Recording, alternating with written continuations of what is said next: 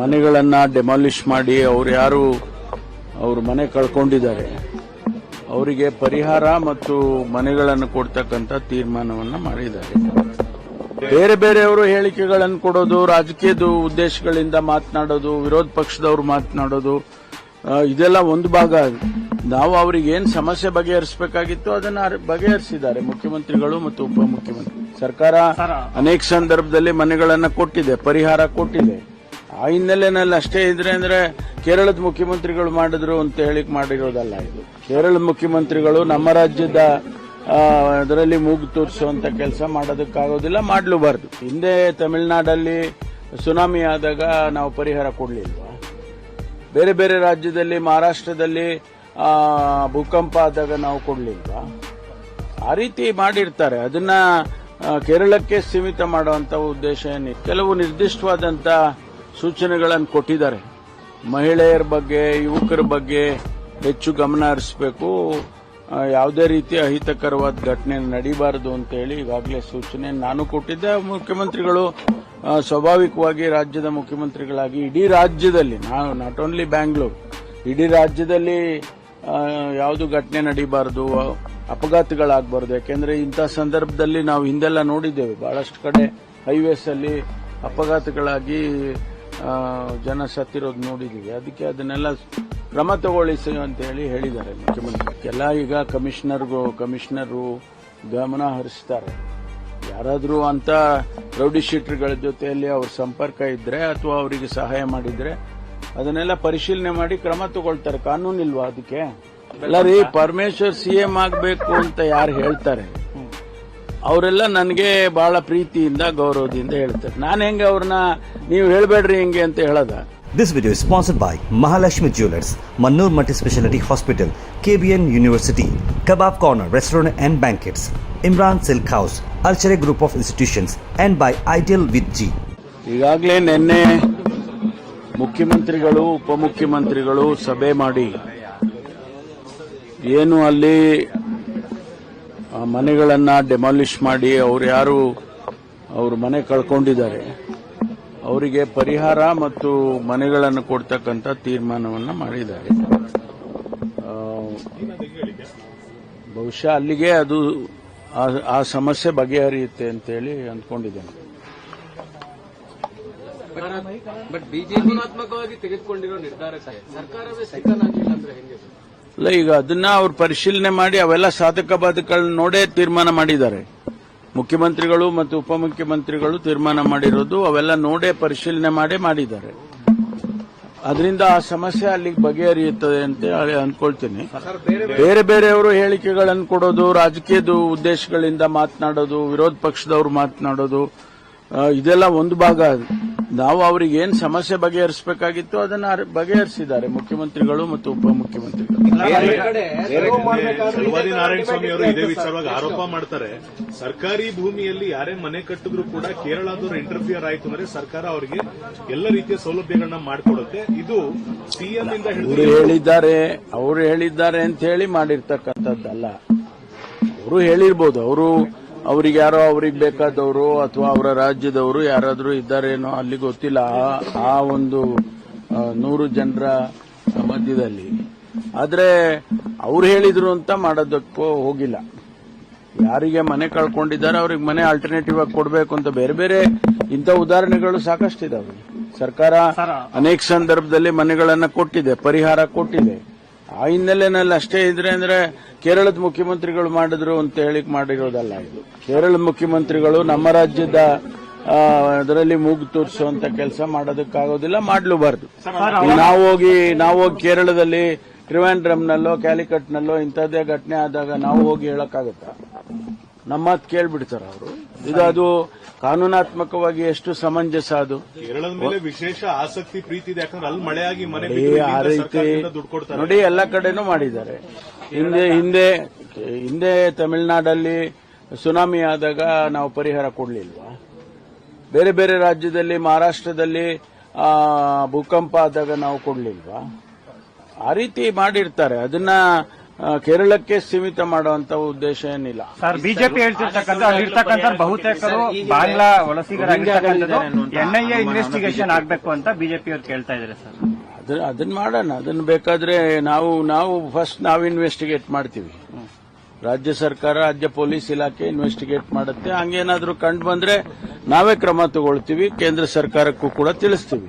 Sir, ಈಗಾಗಲೇ ಹಿಂದೆ 2019ರಲ್ಲಿ ಮನೆ ಕಳ್ಕೊಂಡವ್ರಿಗೆ ಇನ್ನೂ ಪರಿಹಾರ ಸಿಕ್ಕಿಲ್ಲ.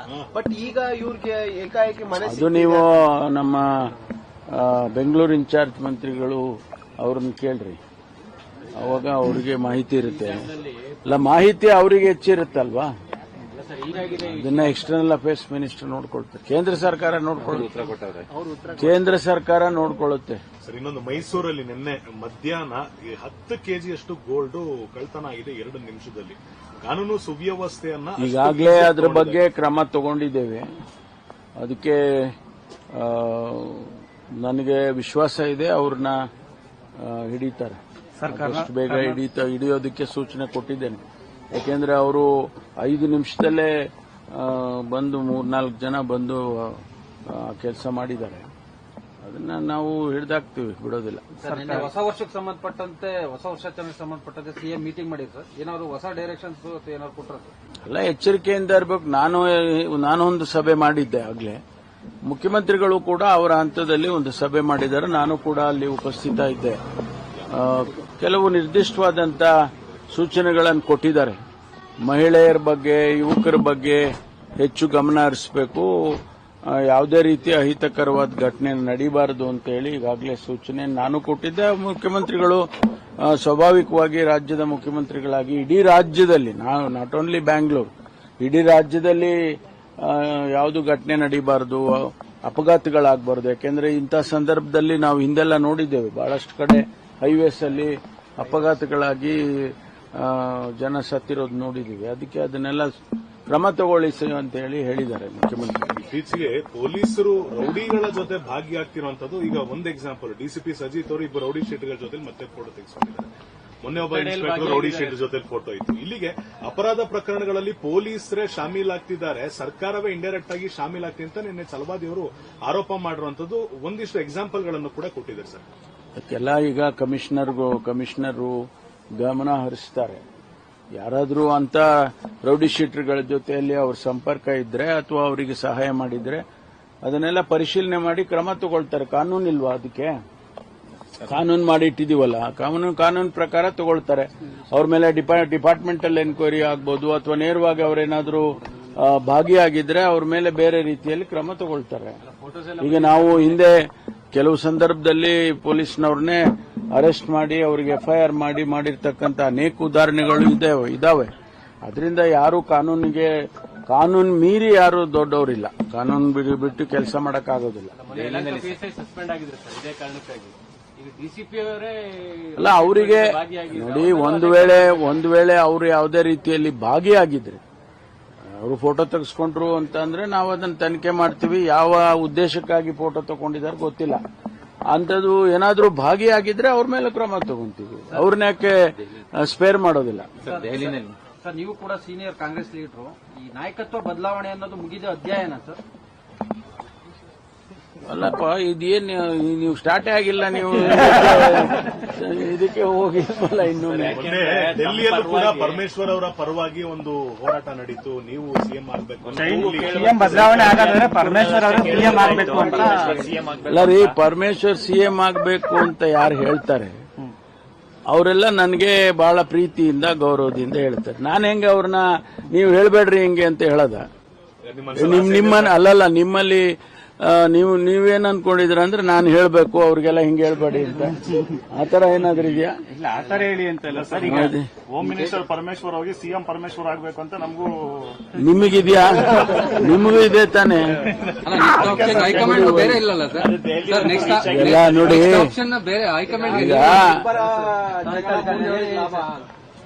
ಈಗ ಇನ್ನೇನು ಬಹುಶಃ ಫೆಬ್ರವರಿನಲ್ಲಿ ಬಜೆಟ್ ಪ್ರಿಪರೇಷನ್ ಪ್ರಾರಂಭ ಆಗುತ್ತೆ. Hardly 1 more month. ಅಷ್ಟರೊಳಗಡೆ ನಮ್ಮ ಹೈಕಮಾಂಡ್ನವರು ಏನಾದರೂ ನಿರ್ಧಾರ ಮಾಡಿದ್ರೆ ಮಾಡಬೇಕಷ್ಟೇ. ಇಲ್ಲಾದ್ರೆ ಬಜೆಟ್ ಪ್ರಿಪೇರ್ ಮಾಡಬೇಕಲ್ಲ, ಯಾರಾದ್ರೂ ಮಾಡಬೇಕಲ್ವಾ?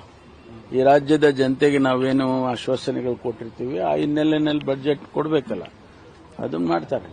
ಜನವರಿ 6 ಇಲ್ಲಾಂದ್ರೆ 9ನೇ ತಾರೀಕು 200% ಡಿಸಿಎಂ ಸಿಎಂ ಆಗ್ತಾರೆ ಅಂತ ಇಕ್ಬಾಲ್ ಹುಸೇನ್ ಮತ್ತೆ ಹೇಳಿದ್ದಾರೆ. ಮತ್ತೆ 3ನೇ ಸಲ ಹೇಳ್ತಾ ಇದ್ದಾರೆ. 2 ಡೇಟ್ ಕೊಟ್ಟಿದ್ದಾರೆ ಸರ್. ಜನವರಿ ಅವ್ರು ಹೇಳಿದ್ಮೇಲೆ ಆಯ್ತಲ್ರಿ, ಇನ್ನೇನು ಇಕ್ಬಾಲ್ ಹುಸೇನ್ ಹೇಳಿದ್ಮೇಲೆ ಆಗೋಯ್ತಪ್ಪ. ಒಪ್ತೀರಾ ಸರ್ ಅವ್ರ ಹೇಳಿಕೆನ? ಅಲ್ಲ, ನಾನು ಒಪ್ಪದೇ ಇರೋದು ಪ್ರಶ್ನೆ ಅಲ್ಲ, ಅವ್ರು ಹೇಳಿಕೆ ಕೊಟ್ಟಿದಾರಲ್ವಾ. ಗೊಂದಲ ಮೂಡಿಸ್ತಾ ಇದೆ ಅಂತ ಅದೆಲ್ಲ ಏನಿಲ್ಲ. ಪರಮೇಶ್ವರ್ ಅವರು ಮುಖ್ಯಮಂತ್ರಿ ಮಾಡಿದ್ರೆ ಏನ್ ಲಾಭ ಅನ್ನೋದ್ರ ಬಗ್ಗೆ ವೇಣುಗೋಪಾಲ್ ಅವರ ಒಂದು ಟೀಮ್ ಭೇಟಿಯಾಗಿ ಕನ್ವಿನ್ಸ್ ಮಾಡಿದ್ದಾರೆ ಅಂತ ಒಂದು ಮಾಹಿತಿನೂ ಇದೆ. ತಮ್ಮ ಪರವಾಗಿ ಒಂದು ಸ್ಟ್ರಾಂಗ್ ಟೀಮ್ ಹೋಗಿದೆ. ಎಲ್ಲಿ ಡೆಲ್ಲಿಗೆ ಹೋಗಿದೆ. ಡೆಲ್ಲಿಗೆ ತಮ್ಮ ಪರವಾಗಿ ರಿಪೋರ್ಟ್ ಕೊಟ್ಟಿದ್ದಾರೆ ಅಂತ. ಸಿದ್ದರಾಮಯ್ಯನವರು ನಿಮ್ಮ ಪರವಾಗಿದ್ದಾರೆ ಅಂತ ಪರ್ಯಾಯ ನಾಯಕತ್ವದಲ್ಲಿ ಹೈಕಮಾಂಡ್ಗೆ, ನಮ್ಮ ಕಾಂಗ್ರೆಸ್ ಪಕ್ಷದ ಹೈಕಮಾಂಡ್ಗೆ ಪ್ರತಿಯೊಂದು ಮಾಹಿತಿ ಇದೆ. ಅವರು ಜನರಲ್ ಸೆಕ್ರೆಟರಿ ಮೂಲಕನೂ ಮಾಹಿತಿ ತಗೊಳ್ತಾರೆ ಮತ್ತು ಅವರದೇ ಆದಂತ ರೀತಿಯಲ್ಲಿ ಮಾಹಿತಿಗಳನ್ನು ಸಂಗ್ರಹಣೆ ಮಾಡ್ತಾರೆ. ಅವರಿಗೆ ಗೊತ್ತಿದೆ ಯಾವ ಸಂದರ್ಭದಲ್ಲಿ ಏನ್ ತೀರ್ಮಾನ ಮಾಡಬೇಕು, ನಾಯಕತ್ವ ಬದಲಾವಣೆ ಮಾಡಬೇಕಾ ಮಾಡಬಾರ್ದಾ, ಎಲ್ಲವನ್ನು ಕೂಡ ಅವರೇ ತೀರ್ಮಾನ ಮಾಡ್ತಾರೆ. ಹ್ಯಾಂಡ್ ಪೋಸ್ಟ್ ಯಾವ ಕಡೆ ಹೋಗಿದೆ ಅಂದ್ರೆ ಹೈಕಮಾಂಡ್ ಕಡೆ ಹೋಗಿದೆ. This video is sponsored by Mahalakshmi Jewelers, Mannur Multi-Speciality Hospital, KBN University, Kebab Corner Restaurant and Banquets, Imran Silk House, Alchere Group of Institutions, and by Ideal with G.